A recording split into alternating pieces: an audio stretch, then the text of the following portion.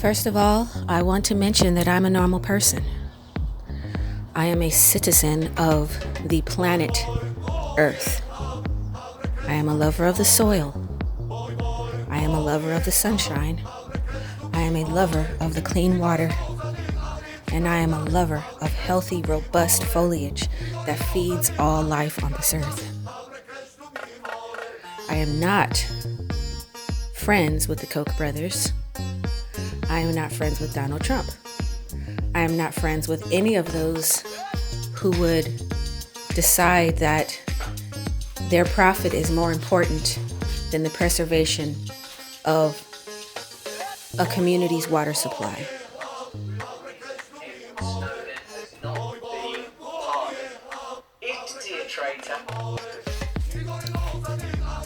So anyone who's suspicious of me or my motives or thinks that I don't know what I'm talking about, I just want to let you know that I'm just like you. You and me are the same. We want the same things. We want clean air. We want clean water. We want fish jumping up out of the rivers and lakes. We want an ocean that's filled with life of all kinds. We want coral reefs. We want soil that's fertile and that can produce for the life that's on the planet. Why? Because that is how God made it. God made this place for us. God made this terrarium for us. And inside of this terrarium, everything that we need to survive inside. So that's the first thing I want to say. That being said, and that being out of the way, I want to do something. I want to destroy this word, this term, this ideology, this political divisive weapon, this weapon of mass destruction, this weapon of mass delusion and mass confusion, this weapon for the elites to claim even more power over our lives, this weapon that the elites are using against the population to control every detail of our existence, all the way down to the way that we feed ourselves. This weapon is called climate change. And I would like to destroy it. I would like to destroy the myth that the earth is not supposed to change. The earth is a living being just like we are. The earth has gone through many changes over history. And there were times on the earth not so long ago where there wasn't any Arctic ice. Because, why? It was a temperate climate up there. The earth has undergone many disasters, many calamities that are talked about in the Bible. The Great Flood, fire and brimstone, incredible volcanoes. I personally believe in all of that. And I believe that that is what has frozen the Arctic. But the Arctic was not frozen prior to that.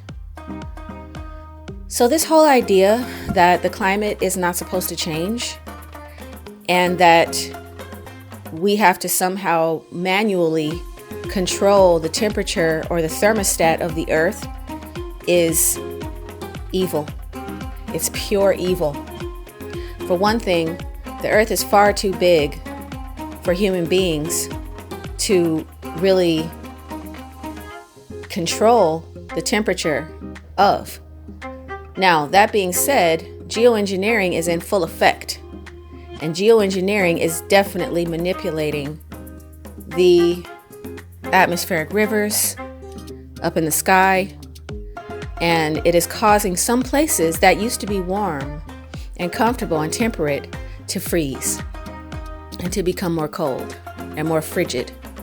And such as in Texas in 2021, experience an incredible amount of fake snow. Geoengineering is changing, quote unquote, changing the climate in specific areas of the terrarium. Okay, this is a big terrarium that we live on, and you can use technology to change the climate in different areas. For example, in Saudi Arabia, geoengineering is being used to create thunderstorms. So this is a place in the Sahara Desert that never had thunderstorms. Or excuse me, just next to the Sahara Desert. It's desert. and never had thunderstorms, never had rain. And now suddenly they're having thunderstorms because of geoengineering. There are places like California, Southern California is where I grew up. And I grew up, it was very, very moist. I grew up in the 1980s in Southern California. And we had 6 months of rain and clouds and thunderstorms and lightning. Very dramatic, very exciting, beautiful. It was the Emerald City. The whole place was green and lush. We even had flooding from time to time in Southern California. We even had snow a couple times that I remember in my childhood. I had to watch California become drier and hotter to the point where it became an all-out drought by 2020. And it took about 20 years to achieve that, because things started to change around the turn of the millennium, 2001, 2002. Things started to change. The climate, if you like, started to change and started to become what it is today. Okay, this is artificial weather. This is man-made weather. So when anybody talks about climate change, we really need to narrow it down here, because whose climate are you talking about?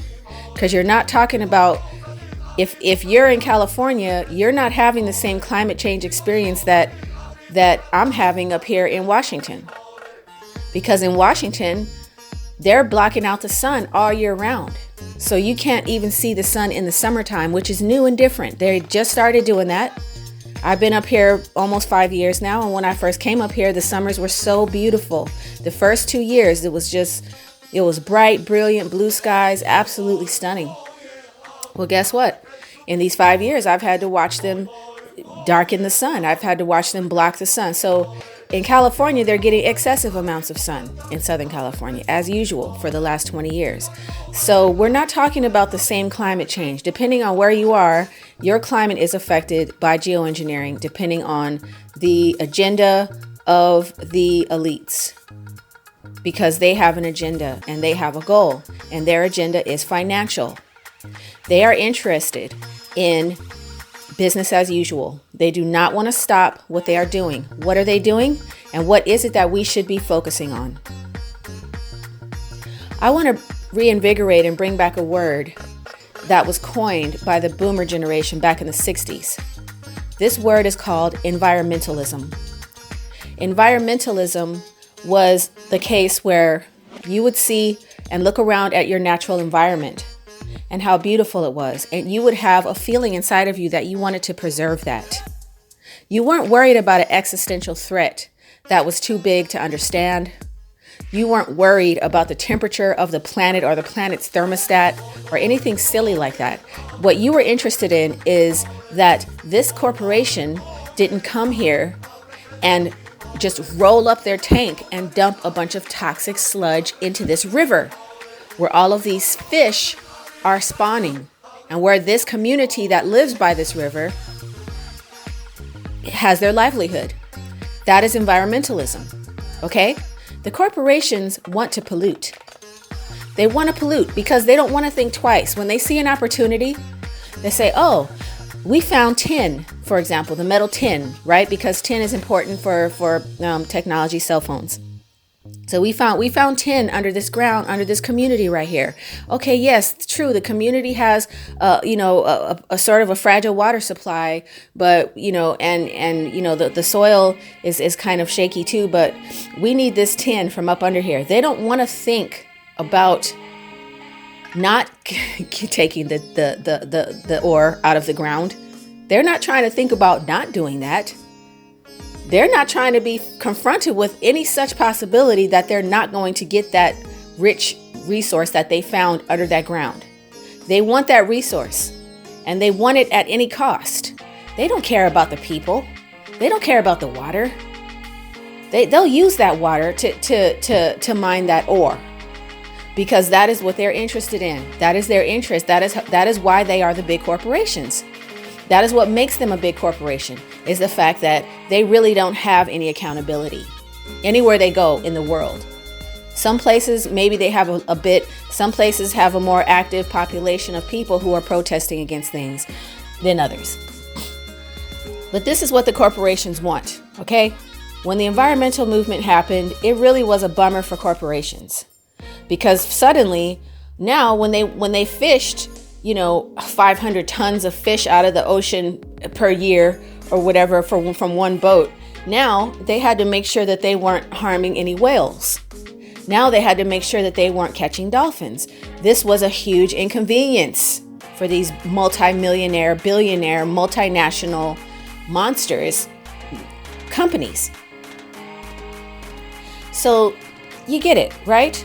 It's pretty self-explanatory, okay? The corporatocracy, they represent like 0.000005% of our population, of the world's population in total. But they have 60% of all the wealth, 75% of all the wealth and resources, and they want to keep that control. So they're not interested. They don't give a shit about you being fed or happy or comfortable in your climate, or, whether or not the coral reefs bleach out and die or anything. They don't care about that. So anytime you see a huge advertising campaign about climate change, I can tell you right now that it takes a lot of money to get that kind of status. And that money is coming from the bad guys. Okay, it's coming from the ones who really don't give a shit about your environment. They want to continue to pollute.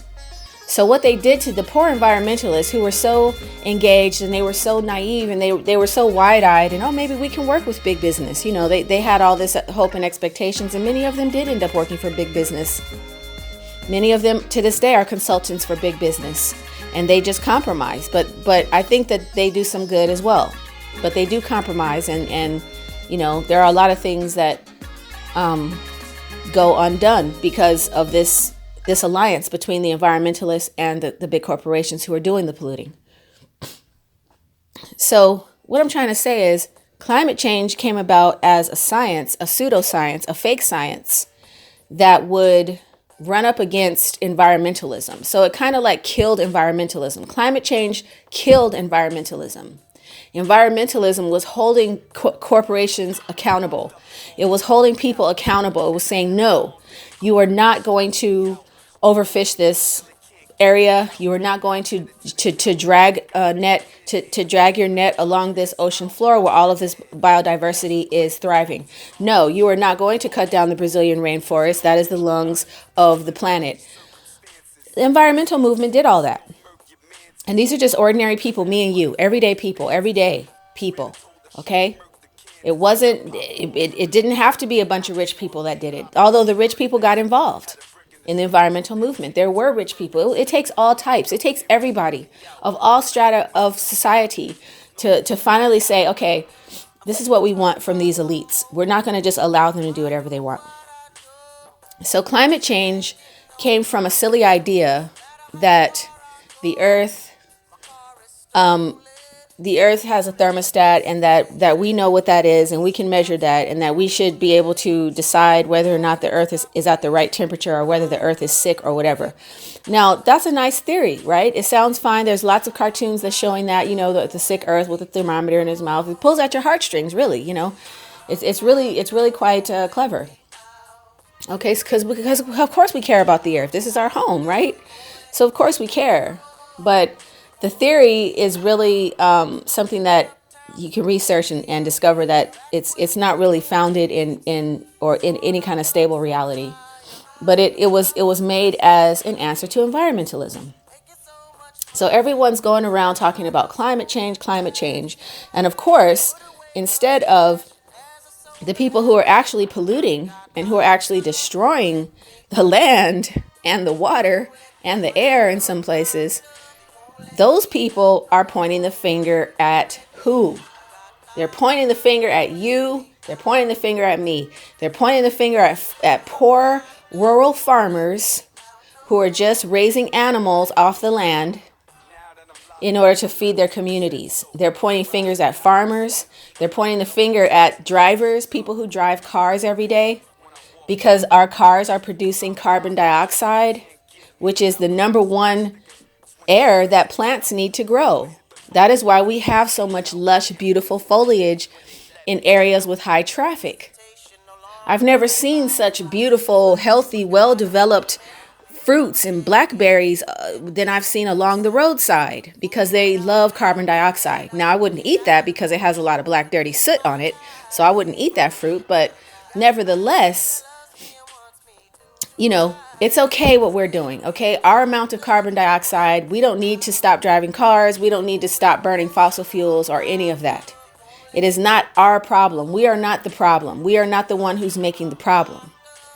Okay?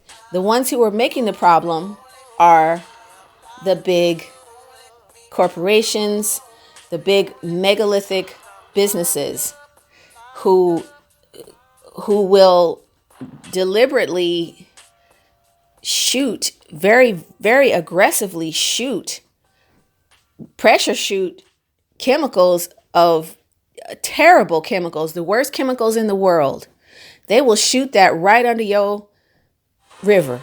They'll shoot it right next to your crops and where your animals have to drink the water. This is what happened with fracking. Okay.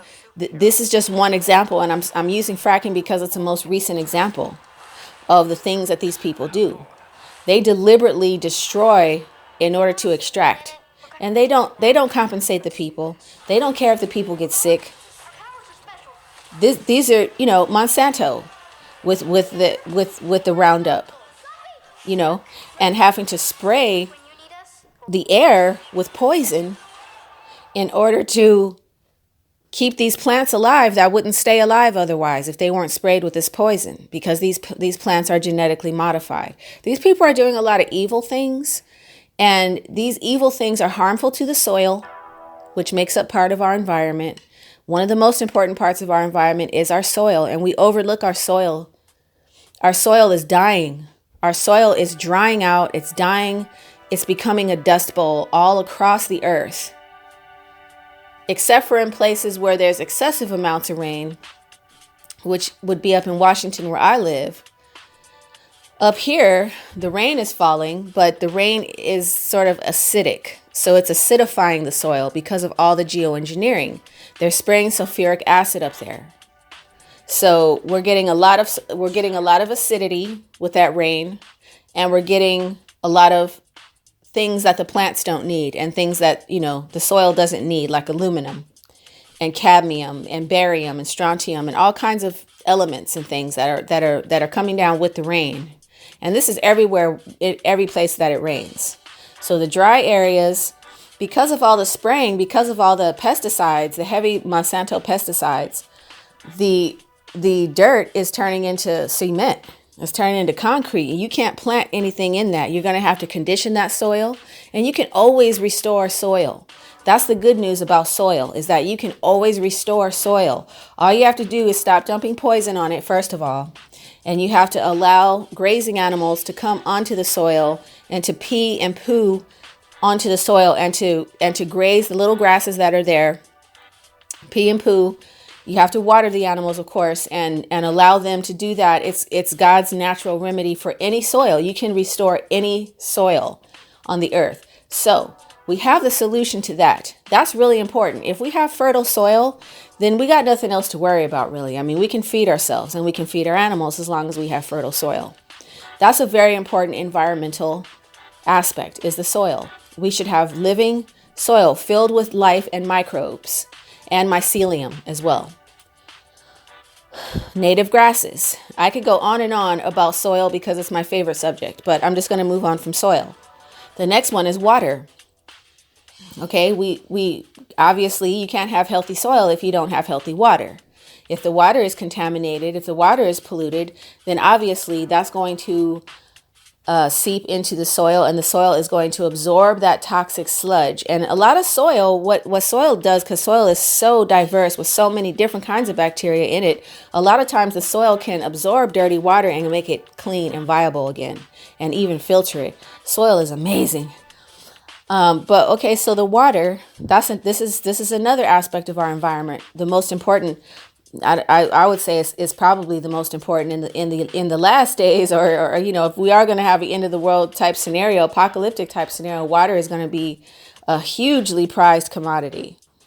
because we require water to bathe in, we require water to cook with, we require water to eat with, our animals require water, fish require clean water to swim in and grow in. We need water for everything. We are made, half of our body is made of water. Our whole environment is water. So we can't grow crops without water. Water is extremely important. So every river and lake on the earth should really have like such a pristine consideration about it, where you're not going to allow any company to touch that water.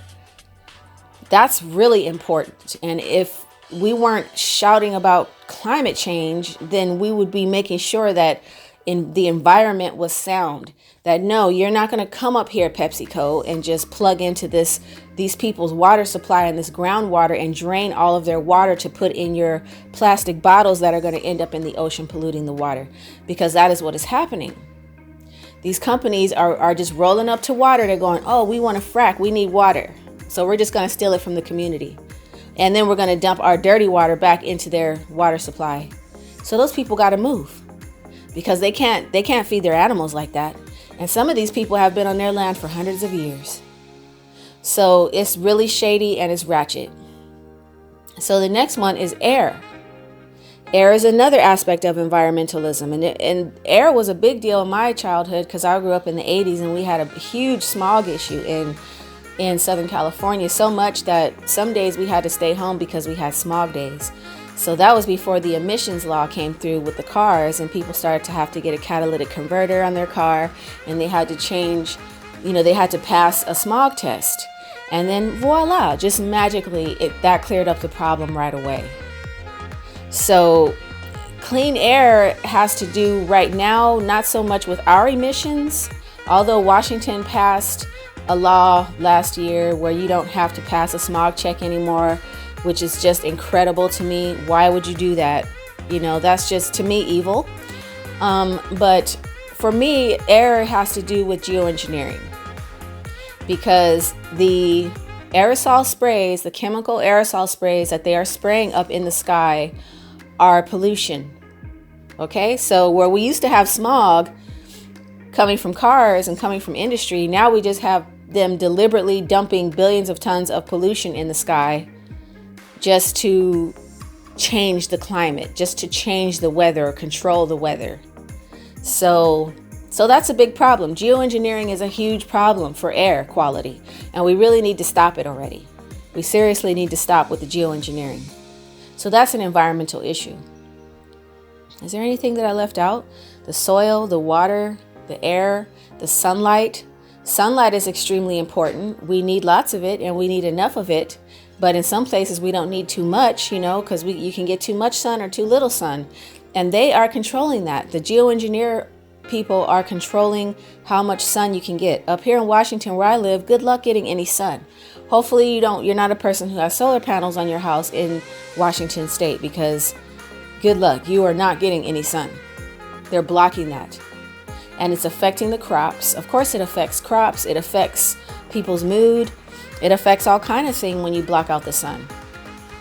Or when you just steal other people's moisture from their sky and then overexpose them to sun, like it's been happening in Brazil when they're cutting down the rainforest. Those places that had rainforest used to have a climate of rain. That's why it's called the rainforest, because the forest produces its own rain. It produces its own climate. That's an environmental issue. Deforestation. So all of these things are what all of these climate change people need to get their mind around again, because it was very vibrant and it was very lively during the 60s and 70s, before everybody just got punked and got pushed back to their couch again, saying, oh, this is a problem you really don't understand, so just go back to your couch now and turn on the news and watch it. Before that happened, human beings, ordinary everyday people, were up and at 'em about the environment. And we need to do that again. We got to overcome the apathy that they have instilled in us, which suggests that climate change is just this huge, enormous, unmanageable issue that we can never solve, and that the only people who can solve it are the government and the tech giants, the businesses, the big corporations, and they got plans. Believe me, they got electric cars. They got everything electric. Your whole grid, your whole existence, your whole life is going to be purely electric. No more fossil fuels, no more coal, no more oil, no more wood. Will you be able to burn your wood stove? What if your grid goes out? What if the electrical grid goes down? What if the power grid goes down? Will you be able to warm yourself? Will you be able to keep yourself alive because you have a wood burning stove? Or will they see you burning wood in your chimney? It's just, the future is, if we don't get involved, if the real environmentalists don't take a stand and take a step forward, then the future will belong to the technocrats, and it'll be completely electrified 100%. So if they want to flip the switch on you, no problem. If they don't like what you're doing, like down in Texas, this government that came in after Trump really did not like Texas, because Texas was a friend of Trump, and Texas was doing a lot of things to stand up for themselves and to push back against the government. And so I feel like a lot of the weather, the fake weather and stuff that they experienced, and the power outages and everything, a lot of that was a retaliatory measure towards the state of Texas. And that's an example of things that can happen. Because why? Because we are giving them too much power. We're giving them too much control. We have to look at what they're doing and say, is that going to cause more pollution? Because I can tell you that creating a solar panel is extremely polluting. Producing a wind turbine is extremely polluting. And you're ending up using the same amount of energy that you would if you didn't even make it. It's a zero sum. It's a zero benefit and zero sum, because the life of the solar panel and the life of the wind turbines really just equals the same cost. It pays for itself by the time it reaches the end of its lifespan. So it's really a joke, and you're really not getting ahead with all of these green measures. So I propose that we kill climate change and that we resuscitate environmentalism right away.